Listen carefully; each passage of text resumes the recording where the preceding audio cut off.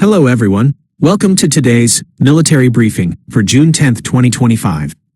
I'm here to give you a comprehensive update on the situation, focusing exclusively on the information I have from various sources. I'll highlight the most important details in bold. Let's start with the overall situation in Ukraine as of June 10, 2025. Over the past 24 hours, a significant number of events have occurred. The most important event is the latest massive drone and missile strike across Ukraine. Maps, mainly from pro-Ukrainian sources, show approximate flight paths of Russian missiles and drones. According to these, virtually all strikes hit Kyiv. There's a significant difference in the scale of this strike reported by various sources. Independent experts state Russia used approximately 70 to 80 drones, 4 Iskander-M, and 2 Iskander-K missiles, all hitting Kyiv. However, Ukrainian sources and the Ministry of Defense report 315 aerial targets used, with 277 destroyed. This shows a very large, substantial discrepancy, with Ukrainian figures nearly quadrupling independent expert claims. Ukraine reports a 95% destruction rate. Despite official Ukrainian data, I believe the real situation on the ground doesn't match this picture. Russian armed forces conducted massive strikes on Kyiv, including Boryspil. Strikes hit southeastern and northwestern Kyiv, with maps showing large fiery anomalies. The Russian Ministry of Defense reports strikes on various weapons production facilities for the Ukrainian armed forces. Some fires in northwestern Kyiv were still unextinguished by evening. It seems strikes also hit fuel storage for Ukrainian missiles and drones. I conclude this strike was highly effective. Now, let's move to the situation on the front lines. First, the Sumy direction. On June 10, much interesting geolocation and information emerged. The western sector shows Russia approaching an offensive. Many FPV drone strike videos on Khotan and surrounding areas are from here, showing drones destroying everything. Incidents were in Khotan and Pisarivka. All strikes target major logistical arteries. The area has water obstacles. Khotan and Pisarivka are a logistical hub towards Unikiivka, now under full control.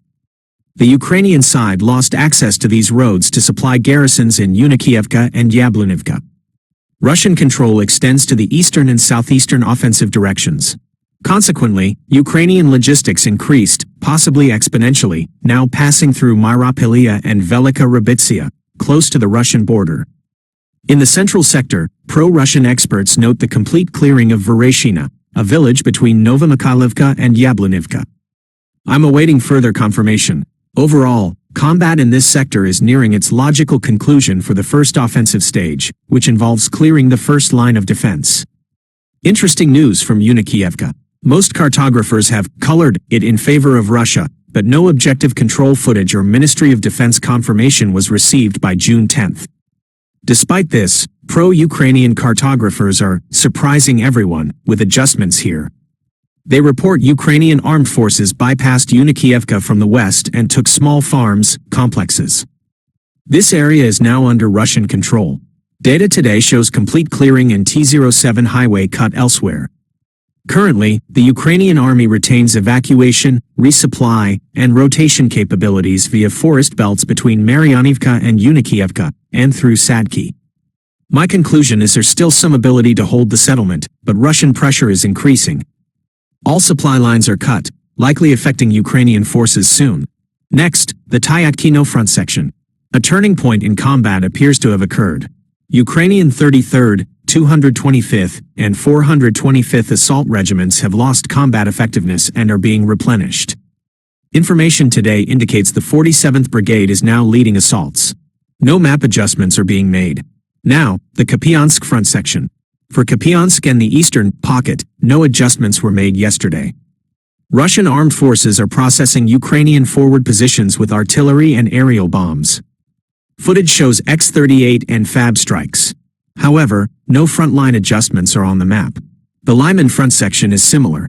Around June 4 to 6, 2025, the Russian armed forces completely encircled Zelenaya Dolina. No further news on advancement since. The map remains unchanged. Next, possibly the most important and interesting front section or one of the two most important directions, the Siversk front section. Independent experts raised alarms today about Russian units launching a rapid offensive towards Serebryanka. Several sources reported Russian armed forces entered the southeastern outskirts of Serebryanka. The Russian army is actively assaulting. In the Red Line zone, the Russian armed forces are now operating, with combat in Serebryanka itself. Map adjustments may appear soon. It's expected Russia can break through Ukrainian defenses here, forcing retreats. This is a logical continuation of the Siversk situation. Since early June, there's been very high artillery activity, FAB strikes, and drone strikes around Siversk, including Izvanivka, Vimka, Novosiolka, Serebryanka, and Ryhorivka. Russia struck almost every square kilometer. Not all geolocations are mapped, but the concentration shows how intensely the Russian army operated. Key footage comes from north and south of Siversk. The Northern Bridge video, June 8, 2025, shows Russia finding explosives under bridge supports. An FPV drone strike caused full detonation, collapsing the bridge. This bridge was vital for Ukrainian logistics in Siversk and Serebryanka. The Southern Bridge video, June 6, 2025, shows a similar situation with explosives under supports. An FPV drone strike caused detonation, collapsing this bridge too. These strikes heralded a general Russian offensive. I now understand why Russia left them untouched for so long, to lull Ukrainian units into a false sense of security. With bridges destroyed, other supply routes in the Serebryanka area are gone. Russia is now using this superiority to advance. Logistical issues will be resolved, but these few days may be enough to break defenses and take Serebryanka. If Russia fully controls Serebryanka, it will cause a complete collapse for Ukrainian units in the Serebryanka forest. Loss of the village means Ukrainian armed forces will have to promptly straighten the front line, likely leaving half of the yellow-marked territories without a fight. Taking Serebryanka is the start of the Siversk assault. Russia doesn't plan to stop here. Next, Konstantinovka. Russian armed forces continued flank advances. Russian units continue from Novaya Olanovka northeast towards Stepanovka and along Yablunivka. However, no objective control footage to confirm this has been published. Movement is towards Highway M32. Main events are on the Shevchenko-Pervaya line towards Koptyevo. Some experts report Russian armed forces broke through and entered Koptyevo. This information has not yet been confirmed by the Ministry of Defense or footage, but sources are reliable. If confirmed, expect a straightening of the front line from Myrolubivka north to Mirnoye, then Koptyevo, and northeast to Popovo Yar. This opens a window of opportunity to assault Novoye Ekonomiknoye, potentially leading to a complete collapse of the front and Ukrainian defenses in the Pokrovsk agglomeration. Now, Pokrovsk. No news from this sector. However, recent days saw much objective control footage from Novopavlivka. Footage shows Solan-Sepyak strikes on western outskirts. These massive strikes suggest Russia plans to breach Ukrainian defenses and reach southeastern Pokrovsk from Novopavlivka. I advise watching the Dechinskoye area, where a breakthrough is likely. The use of motorized infantry units is noted. Motorcyclists, 5 to 10 units, can quietly slip into Novopavlivka, hold western outskirts until main forces arrive. This feint has been repeatedly used by the Russian army in 2025. Most 2025 offensives use this pattern. The Ukrainian side cannot hold large forces on the front line due to endless drone and artillery strikes. This means only a few soldiers and equipment hold the line until reinforcements arrive. Footage from Novonikolaevka confirms this. Large numbers of paratroopers enter, take all-around defense, and hold positions. The 59th Brigade of the Ukrainian Armed Forces showed a platoon of Russian units on motorcycles entering Novomykhailivka. This tactic is effective and improving. A coloring was made on the map for positions behind Novonikolaevka. Next is the Dnepropetrovsk, Novopavlivka front section. Key footage today is from Alexeyevka. The Russian 114th Brigade appears to be returning to duty. Footage shows Russian assault troops clearing one stronghold after another, and 4 episodes of Russian soldiers raising 114th Brigade flags. While I mapped flag locations, the OSINT community only geolocated 2 flags in Alexeyevka. One was on the westernmost outskirts. I haven't adjusted Alexeyevka for Russia yet, but some cartographers already have, coloring it under Russian control. Overall, various cartographers draw a similar control zone. Pro-Ukrainian cartographers haven't commented on Alexeyevka.